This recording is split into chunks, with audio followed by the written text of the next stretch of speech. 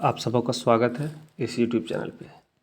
तो इसमें हम लोग क्लास 12वीं का जो इकोनॉमिक्स है वो देखेंगे हम लोग। और ये इकोनॉमिक्स सभी के लिए बहुत महत्वपूर्ण है, बोले तो आर्ट्स, साइंस और कॉमर्स वाले बच्चे के लिए। तो सभी भी इस वीडियो को लास्ट तक वॉच कीजिएगा और वीडियो अच्छी लगे तो वीडियो को लाइक कर दीजिएगा, ठीक है।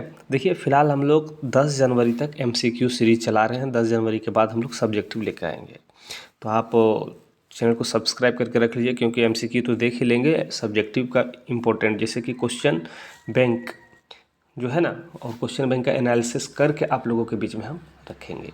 तो चलिए हम लोग चलते हैं क्वेश्चन के ऊपर बिना समय गवाए।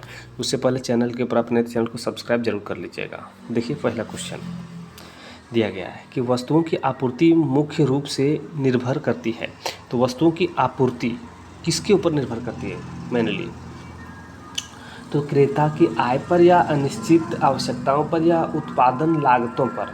तो देखो, कोई भी वस्तु की आपूर्ति जो है वो निर्भर करता है उत्पादन लागतों पर, कितना एक बनाने में कितना खर्च आ रहा है उसके ऊपर डिपेंड करता है, ठीक है। फिर आगे प्रश्न दिया हुआ कहता है कि एक मुश्त कर लगाने से किसी वस्तु की पूर्ति पर क्या प्रभाव होता है। अगर एक मुश्त कर लगा दिया जाएगा तो किसी भी वस्तु की पूर्ति पर क्या प्रभाव पड़ेगा? तो वो जो प्रभाव पड़ेगा बाबू, वो होगा पूर्ति कम हो जाएगी। अगर कर टैक्स उसके ऊपर एकाएक लगा देंगे, एक साथ लगा देंगे, तो उसकी क्या होगा? पूर्ति बनाने में कम हो जाएगा, कमी आ जाएगी, इसलिए पूर्ति कम हो जाएगी। नेक्स्ट क्वेश्चन को देखो, दिया गया कहता है कि वस्तु की पूर्ति के निर्धारक घटक कौन से हैं। तो वस्तु की पूर्ति के निर्धारक घटक कौन से हैं? तो ऑप्शन जैसे कि यहाँ पे देख रहे होंगे, तो इसका सही आंसर हो जाएगा। देखिए, वस्तु की पूर्ति के निर्धारक घटक जो है वो वस्तु की कीमत होता है। क्या होता है? वस्तु की कीमत होता है। संबंधित वस्तुओं की भी कीमत, उससे रिलेटेड जो भी वस्तु होते हैं उसकी कीमत होता है। संबंधित संसाधनों की कीमत होता है। तो मतलब कह सकते हैं कि उपयुक्त सभी होगा, डी नंबर, ठीक है। चलिए आगे देखिए, आगे दिया हुआ कहता है कि कौन सी फर्म कीमत ग्रहण करने वाली होती है। तो कौन सी फर्म कीमत ग्रहण करने वाली होती है? तो मतलब कि पूर्णतया प्रतियोगिता फर्म, एकाधिकार फर्म, एकाधिकारात्मक फर्म है, और इनमें से कोई नहीं है ना। तो देखो, जो पूर्णतया प्रतियोगी फार्में होती है या फार्म होता है वो होता है। इसका सही आंसर ऑप्शन नंबर ये होगा, ठीक है। आगे देखिए, आगे प्रश्न दिया गया कहता है कि पूर्ति अपने लिए मांग का सृजन स्वयं कर लेती है, यह किसने कहा? या फिर पूर्ति अपनी मांग स्वयं उत्पन्न करती है, यह किसने कहा? ये दोनों प्रश्न रह सकता है। तो ये जो कथन जो है वो है माफ़ कीजिएगा, JB के, ठीक है। चलिए नेक्स्ट प्रश्न को देखिए कि पूर्ति में किससे जुड़ी होती है। पूर्ति निम्न में से किससे जुड़ी होती है? तो पूर्ति जो है इनमें से जो ऑप्शन दिया गया इससे किससे जुड़ी होती है? देखो, पूर्ति जो होता है किसी समय की अवधि और कीमत, ये दोनों पे से रिलेटेड होता है, ठीक है। जो ऑप्शन नंबर सी में दिया गया, ये NB। आगे देखिए, आगे दिया गया कहता है प्रत्येक बाजार दशा में एक फर्म के संतुलन के लिए कौन सी शर्त पूरी होनी चाहिए? तो ये R बराबर MC, MR बराबर MC वक्र MR वक्र को नीचे से काटे, या B और C। तो देखो, सबसे पहले तो आपको बता दें कि ये AR और MC क्या है, ठीक है। इसका फुल फॉर्म क्या होता है? अगर ये हम लोग जानेंगे ही नहीं तो फिर हम लोग समझ में क्या AR MC MC MR MR ये सब करते रहेंगे, कुछ समझ में नहीं आएगा। तो आप लोग क्या करना है कि आप जाइए पोस्ट में, इसी यूट्यूब चैनल के पोस्ट पर आपको वहाँ पे इसका फुल फॉर्म लिख दिया गया है, आप उसको थोड़ा सा देख लीजिएगा। इस चैप्टर को समझने के लिए आप ये ज़रूर देख लीजिएगा, इसीलिए हम लोग एक दिन पहले रिलीज किए थे उसको, ताकि आप लोग देख रखें। तो इसको आप देख के समझ में आ जाएगा। तो AR मतलब कि एवरेज रेवेन्यू है ना, एवरेज रेवेन्यू, और MR मतलब मार्जिनल रेवेन्यू है ना, और MC मतलब मार्जिनल कॉस्ट दिया गया। तो यहाँ पे क्या चीज़, एक शर्त जो है फार्म संतुलन के लिए कौन सी शर्त पूरी होनी चाहिए? तो देखो इसका जो शर्त पूरा होना चाहिए वो होगा मार्जिनल रेवेन्यू और मार्जिनल कॉस्ट बराबर होना चाहिए, और मार्जिनल कॉस्ट मार्जिनल वक्र के को नीचे से काटे। मतलब समझ में आया ये सर कि आपका सही होगा ऑप्शन नंबर D, B और C होगा, ठीक है। चलिए आगे देखिए कि दीर्घकाल में पूर्ति होती है, तो दीर्घकाल पूर्ति में क्या होता है कि लोचदार होता है। क्या होता है? लंबा समय के लिए लोचदार होता है दीर्घकाल। ठीक है, चलिए आगे देखिए।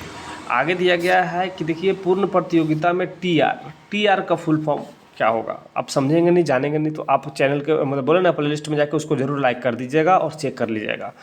देखो टीआर का होता है टोटल रेवेन्यू, टीआर बराबर होता है, तो टीआर बराबर होता है पी इंटू क्यू, वो पी मतलब price per unit and Q quantity sold. ठीक है, जो ऑप्शन नंबर बी में दिया गया है। ठीक है, उम्मीद करते हैं कि आप समझ रहे होंगे। आगे देखिए, आगे दिया गया कहता है कि पूर्ति के नियम को निम्न में से कौन सा फलन प्रदर्शित करता है या कौन सा फलन प्रदर्शित करता है। तो देखो इसका सही आंसर क्या होगा। तो ये जो फलन सही करता है कि S बराबर F इंटू पी, जो आप देख पा रहे होंगे सी नंबर में। ठीक है, सही होगा। आगे देखिए, यदि वस्तुओं की कीमतें गिरती है तब क्या होता है। जब वस्तु की कीमत गिरेगा, कोई भी वस्तु की कीमत गिर जाएगा तो क्या होगा कि पूर्ति की मात्रा में कमी आ जाएगा, जो आप पूर्ति कर रहे हो उसकी मात्रा में कमी होगा, जो ऑप्शन नंबर डी में दिया गया है। आगे देखिए, कहता है कि एक फार्म, ठीक है, हाँ अब देखिए कहता है एक फार्म का लाभ अधिकतम होता है जब, कब होता है, कोई भी फार्म का लाभ कब अधिक होगा। तो कोई भी फार्म का लाभ अधिकतम होगा जब मार्जिनल रेवेन्यू बराबर मार्जिनल कॉस्ट होगा, तब होगा। ठीक है, तो आपका ऑप्शन नंबर ये सही होगा। ठीक, चलिए आगे देखिए, दिया हुआ है कि पूर्ण प्रतियोगिता बाजार में फर्मों की संख्या होती है। पूर्ण प्रतियोगी बाजार में फर्मों की संख्या कितना होता है, जहाँ पे प्रतियोगी है तो उसमें फर्मों की संख्या जो होता है वो बहुत अधिक होता है। जो पूर्ण प्रतियोगी होते हैं बहुत अधिक होगा, उसमें अनकाउंटेबल है। अति अल्पकाल में पूर्ति होती है, तो जो कम समय में पूर्ति होगा वो लोचदार नहीं होगा। ठीक है, क्या होगा, अति उसमें क्या होता है कि दिया गया कि पूर्ण लोचदार या लोचदार, तो लोचदार होगा ही नहीं। कम समय में जो दिया जाएगा वो लोचदार नहीं होगा, तो इनमें से कोई नहीं, जो ऑप्शन नंबर डी में दिया गया है। आगे देखिए, आगे दिया हुआ कहता है निम्नांकित में से किसने कहा था कि किसी वस्तु की कीमत मांग एवं पूर्ति की शक्तियों द्वारा निर्धारित होती है। तो किसने कहा था, तो ये जो वर्ड कहा गया था, ये वर्ड जो ये शब्द ये सेंटेंस जो कहा गया था, ये सेंटेंस मार्शल के द्वारा कहा गया था। किसके द्वारा कहा गया था बाबू? मार्शल के द्वारा। ठीक है, आगे देखिए, वस्तु की उस मात्रा को क्या कहते हैं जिसे विक्रेता निश्चित समय बाजार तथा कीमत पर बेचने के लिए तैयार हो। तो देखो वस्तु की उस मात्रा को क्या कहते हैं जिससे विक्रेता निश्चित समय बाजार तथा कीमत पर बेचने के लिए तैयार हो। ठीक है, तो ये इसको क्या कहते हैं वही पूछा जा रहा है आपसे। तो देखो इसको कहते हैं पूर्ति। क्या कहते हैं बाबू? पूर्ति। ठीक है, चलिए आगे देखिए, आगे दिया गया है। आगे प्रश्न है जैसे कि आप देख पा रहे होंगे। हाँ जी, थोड़ा सा जूम जाते हैं। हाँ, अब इसको देखिए, कहता है यदि किसी वस्तु की कीमत 60%, कितना, इसको वर्ड समझिएगा, 60% की वृद्धि हो परंतु पूर्ति में केवल 5% की वृद्धि हो तो ऐसी वस्तु की पूर्ति होगी।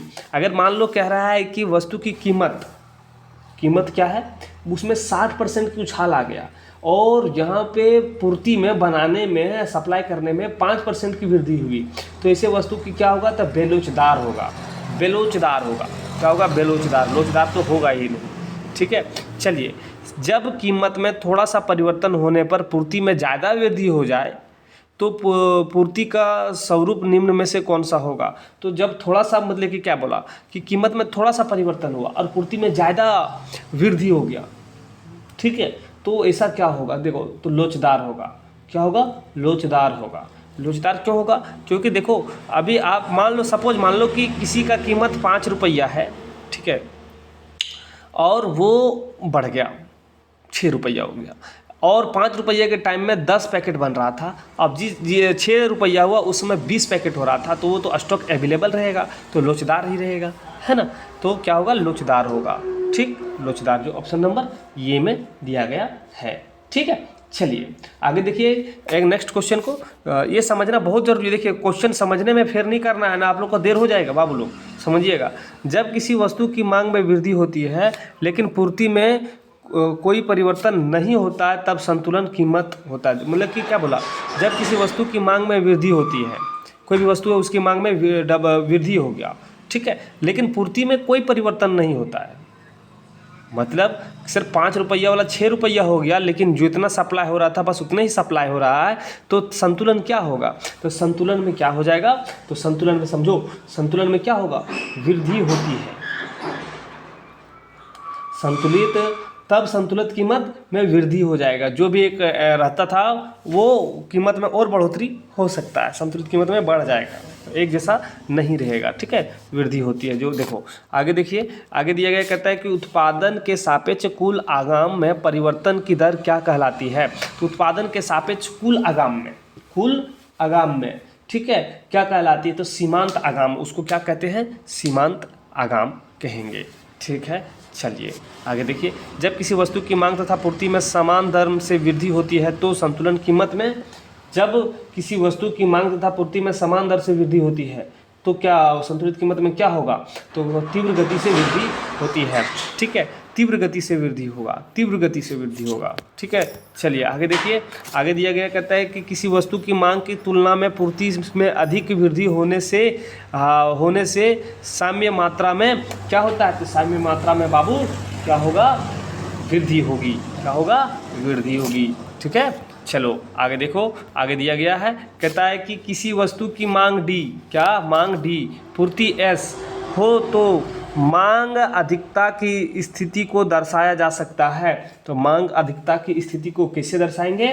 तो इसको हम लोग जो दर्शाएंगे वो होगा डी बड़ा होगा एस से, ठीक है, मांग, ठीक है, ये ऑप्शन ए और बी दोनों होगा, समझिए ध्यान से, ये और बी होगा। मांग अधिकता की स्थिति में साम्य कीमत में, तो मांग अधिकता की वृद्धि में साम्य कीमत में वृद्धि होगी, क्या होगी? वृद्धि होगी, जो ऑप्शन नंबर बी में दिया गया है। आगे देखिए, आगे दिया गया कहता है कि एक पूर्ण प्रतियोगी फर्म के लिए अल्पकालीन पूर्ति वक्र होता है। तो एक पूर्ण प्रतियोगी फर्म के लिए एक अल्पकालीन पूर्ति वक्र होता है, वो कैसा होता है? तो वो होता है कि न्यूनतम एवरेज वेरिएबल कॉस्ट, एवीसी जो दिया गया इसका फुल फॉर्म होता है न्यूनतम एवरेज वेरिएबल कॉस्ट से ऊपर होता है कौन? शॉर्ट रन मार्जिनल कॉस्ट का बढ़ता भाग, ठीक है।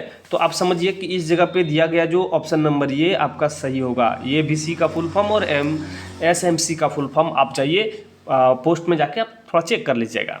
आगे देखिए, टीआर जिसको कुल आगाम या टोटल रेवेन्यू कहते हैं, वक्र की ढाल को क्या कहा जाता है? तो टोटल रेवेन्यू वक्र को उसकी ढाल को क्या कहा जाता है? तो एआर कहा जाता है। क्या कहा जाता है बाबू? एआर, एवरेज रेवेन्यू, ठीक है।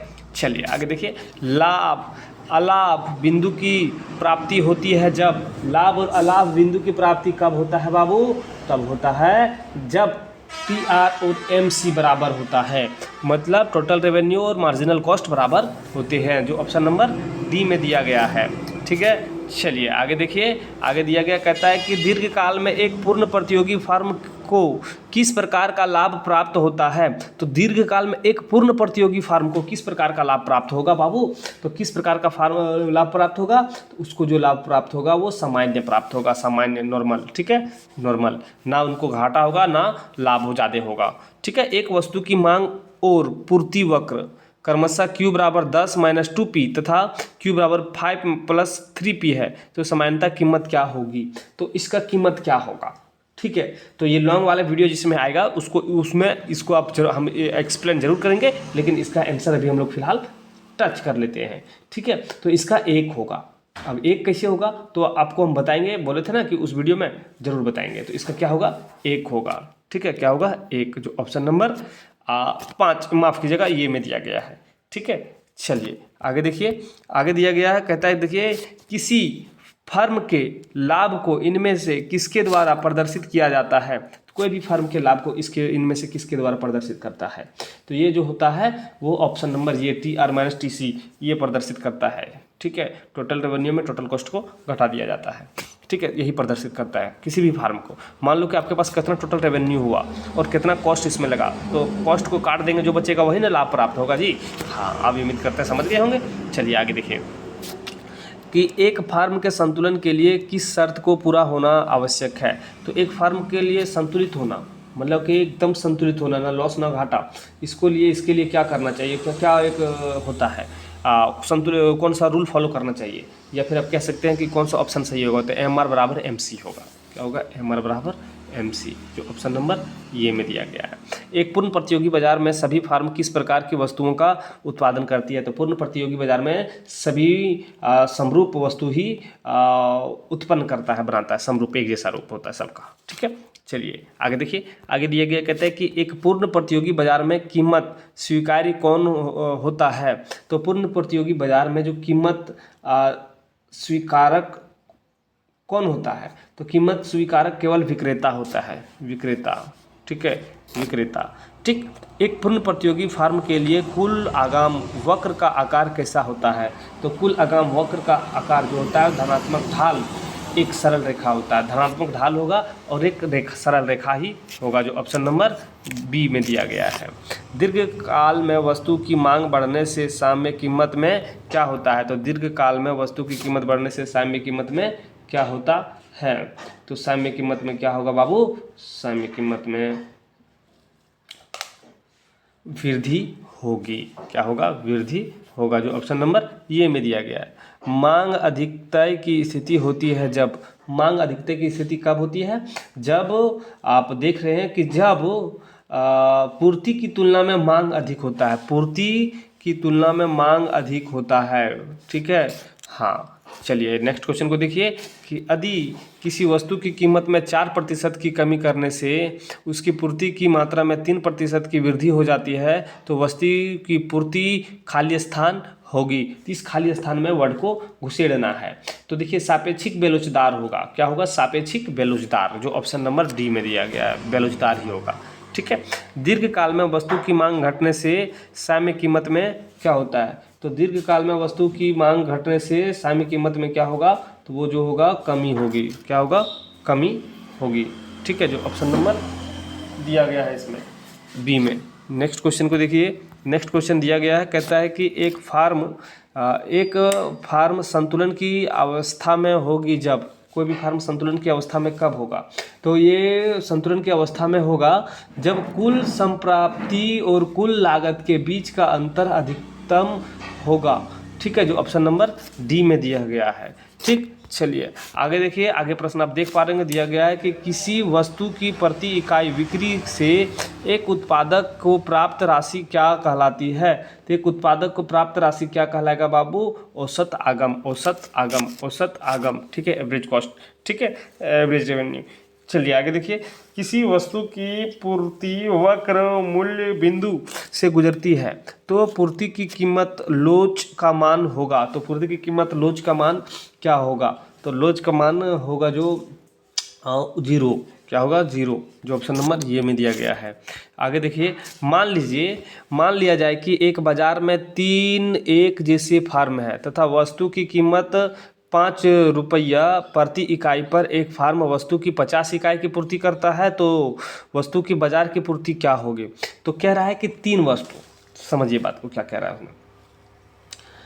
3 वस्तु थी, एक जैसी फार्म है और वस्तु की कीमत 5 प्रति इकाई पर एक फार्म वस्तु की 50 इकाई पूर्ति करता है, तो वस्तु की बाजार पूर्ति क्या होगी। तो वस्तु की बाजार पूर्ति 150 इकाई होगा, क्योंकि एक तो एक जैसा है सबसे पहले और एक 50 को दे रहा है, तो 3 गो है तो 50 देना 150, 50 दिया 150, है ना। तो यहाँ पे देखिए ऑप्शन नंबर डी आपका सही होगा। फिर इसी तरह से एक और प्रश्न है कि एक उत्पादक किसी वस्तु की 5 इकाई बेचकर 50 रुपया, 5 इकाई को बेचकर 50 रुपया तथा उसी वस्तु को 6 इकाई को बेचकर 70 रुपया प्राप्त है, तो सीमांत आगम का मान क्या होगा। तो सीमांत आगम का वैल्यू क्या होगा वो पूछा जा रहा है। तो देखो कोई क्या बोला कि 5 इकाई बेचकर 50 और 6 इकाई बेचकर 70 आया। कितना आया? 70 आया।